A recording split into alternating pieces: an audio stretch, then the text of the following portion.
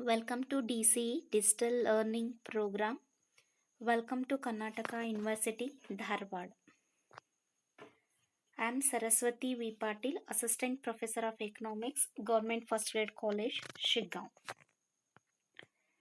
ನನ್ನ ಆತ್ಮೀಯ ವಿದ್ಯಾರ್ಥಿಗಳೇ, ಇದು ಕರ್ನಾಟಕ ವಿಶ್ವವಿದ್ಯಾಲಯದ ಬಿಕಾಮ್ ಸೆಕೆಂಡ್ ಸೆಮೆಸ್ಟರ್ನ ಬಿಸ್ನೆಸ್ ಎಕನಾಮಿಕ್ಸ್ನ ಒಂದು ಅಧ್ಯಯನ. Practical aspects of pricing decisions, ಬೆಲೆಯ ನಿರ್ಧಾರದಲ್ಲಿ ಅಡಕವಾಗಿರುವಂಥ ಅಂಶಗಳು ಅಥವಾ ಒಂದು ಬೆಲೆಯ ನಿರ್ಧಾರದಲ್ಲಿ ಅಥವಾ ನಿರ್ಣಯದಲ್ಲಿ ಪ್ರಾಯೋಗಿಕ ಒಂದು ಅಂಶಗಳು. Let us discuss the practical aspects of pricing decisions. First one, that is the role of cost in pricing. ಬೆಲೆ ನಿರ್ಧಾರದಲ್ಲಿ ವೆಚ್ಚದ ಪಾತ್ರ. Cost data constitute one of the fundamental elements in a price setting process. Higher cost, including advertising expenses and selling cost, lead to higher price. Cost, the selling price should cover the cost of production.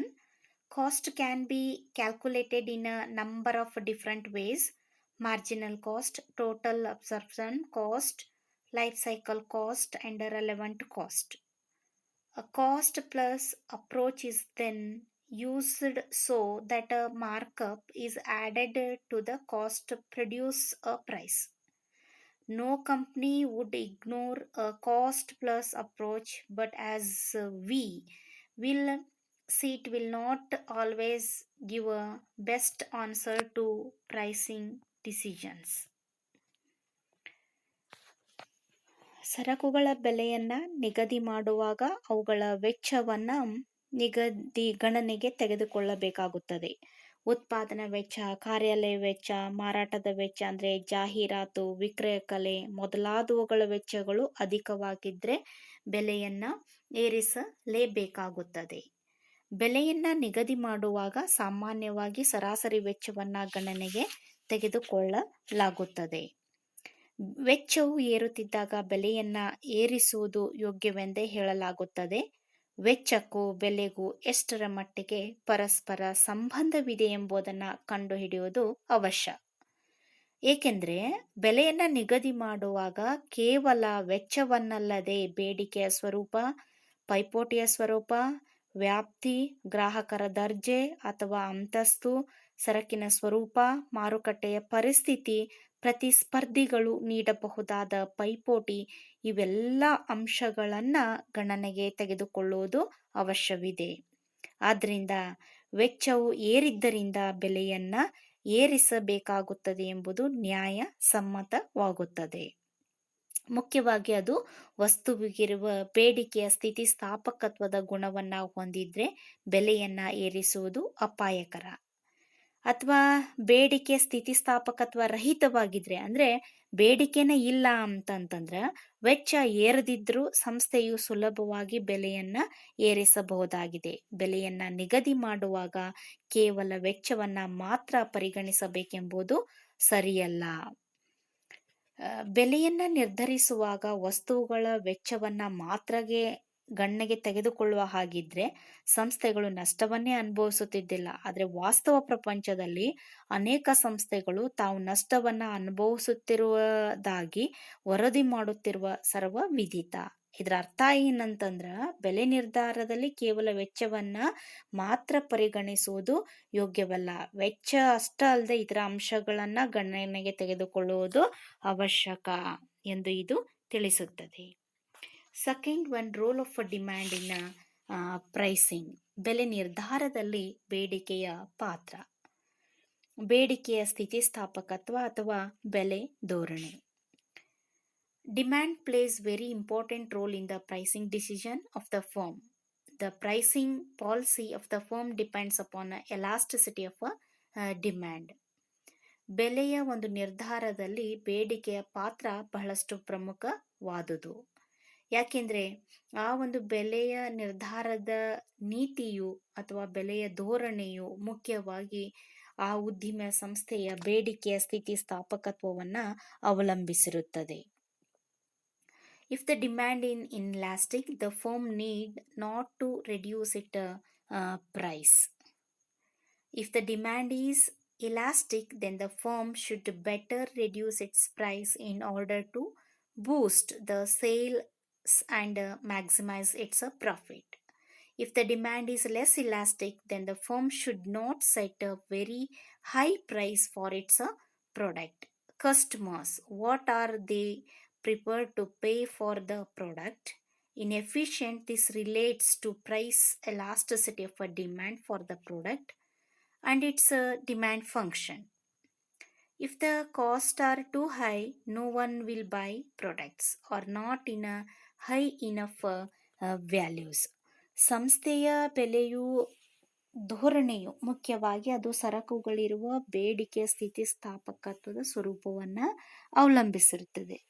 ಯಾಕಂದ್ರೆ ಬೇಡಿಕೆಯ ಸ್ಥಿತಿಸ್ಥಾಪಕತ್ವ ರಹಿತವಾಗಿದ್ರೆ ಅಂದ್ರೆ ಇನ್ಇಲಾಸ್ಟಿಕ್ ಅಂತ ಏನು ಹೇಳ್ತೇವಲ್ಲ, ಸ್ಥಿತಿಸ್ಥಾಪಕತ್ವ ರಹಿತವಾಗಿದ್ರೆ ಸಂಸ್ಥೆ ಕಡಿಮೆ ಬೆಲೆಯನ್ನ ನಿಗದಿ ಮಾಡಬೇಕಾಗಿಲ್ಲ ಅಥವಾ ಬೆಲೆಯನ್ನ ಇಳಿಸಬೇಕಾಗಿಲ್ಲ. ಬೆಲೆಯನ್ನ ಹೆಚ್ಚಿಸಿ ಅಧಿಕ ಲಾಭವನ್ನ ಸಂಪಾದಿಸಬಹುದಾಗಿದೆ. ಆದ್ರೆ ಬೇಡಿಕೆಯು ಸ್ಥಿತಿಸ್ಥಾಪಕತ್ವವನ್ನ ಹೊಂದಿದ್ರ ಕಡಿಮೆ ಬೆಲೆಯನ್ನ ನಿಗದಿ ಮಾಡಿ ಇಲ್ಲವೇ ಬೆಲೆಯನ್ನ ಇಳಿಸಿ ಲಾಭವನ್ನ ಸಂಪಾದಿಸಬಹುದಾಗಿದೆ. ಸಂಸ್ಥೆಗೆ ವೆಚ್ಚವನ್ನ ಕಡಿಮೆ ಮಾಡಲು ಸಾಧ್ಯವಿದ್ದಾಗ ಅದು ಬೆಲೆ ಇಳಿಸುವ ಧೋರಣೆಯನ್ನ ಅನುಸರಿಸಬಹುದೇ ಎಂಬ ಪ್ರಶ್ನೆ ಉದ್ಭವಿಸುತ್ತದೆ.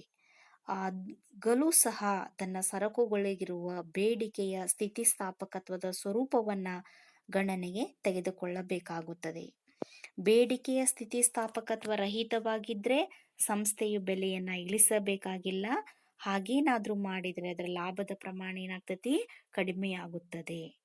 ಯಾಕೆಂದ್ರೆ ಅದರ ಸರಕುಗಳಿರುವ ಬೇಡಿಕೆಯ ಸ್ಥಿತಿಸ್ಥಾಪಕತ್ವ ಇಲ್ಲದಿರುವುದರಿಂದ ಸಂಸ್ಥೆಯ ಬೆಲೆಯನ್ನ ಇಳಿಸಿ ತನ್ನ ಸರಕುಗಳ ಮಾರಾಟವನ್ನ ಬಹಳಷ್ಟು ಹೆಚ್ಚಿಸಲಾರದು.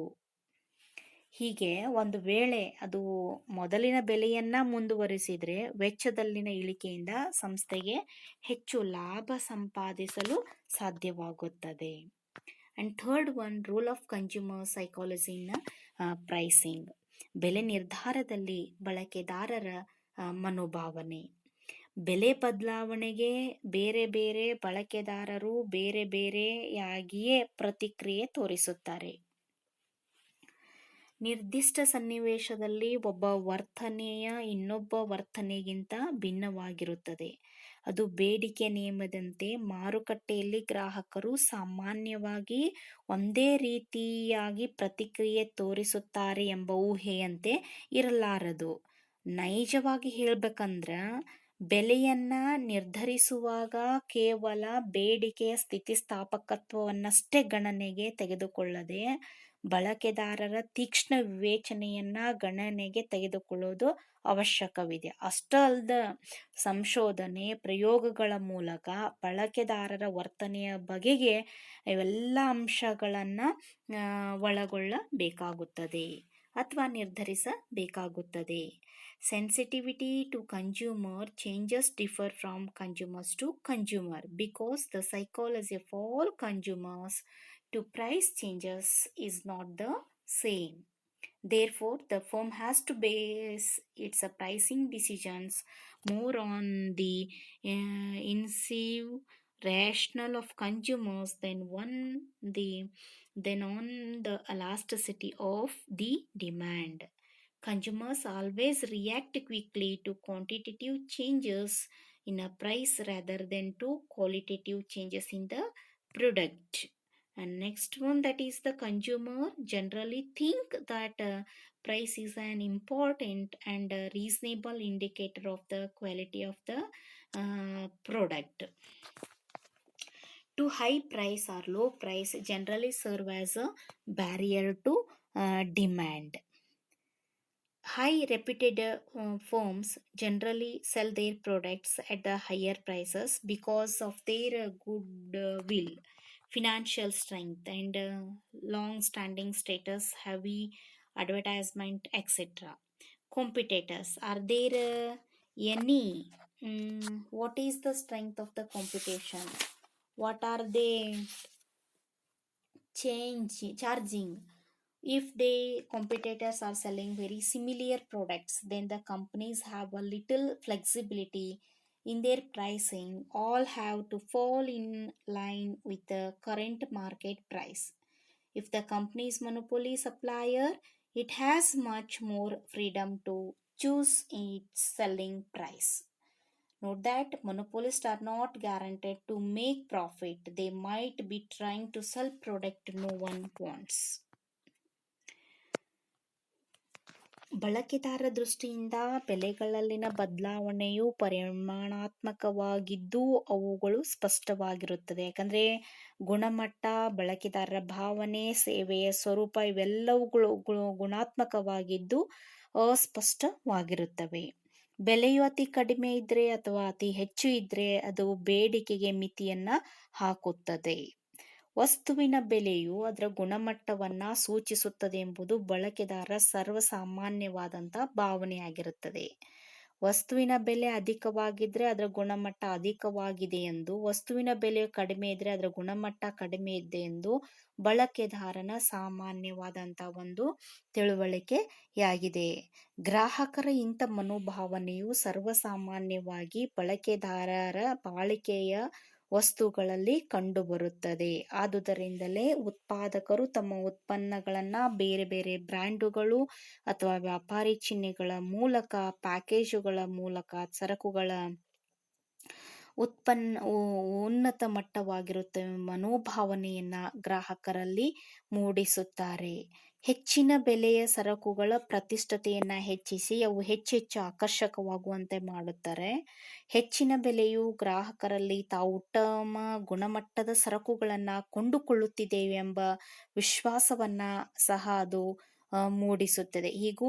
ಹೀಗಾಗಿ ಬೆಲೆಗೂ ಗುಣಮಟ್ಟಕ್ಕೂ ಸಂಬಂಧವನ್ನು ಕಲ್ಪಿಸಿ ಗ್ರಾಹಕರ ಮನಸ್ಸಿನ ಮೇಲೆ ಅಚ್ಚಳಿಯದ ಪರಿಣಾಮವನ್ನುಂಟು ಮಾಡುತ್ತಾರೆ. So lastly conclude this session.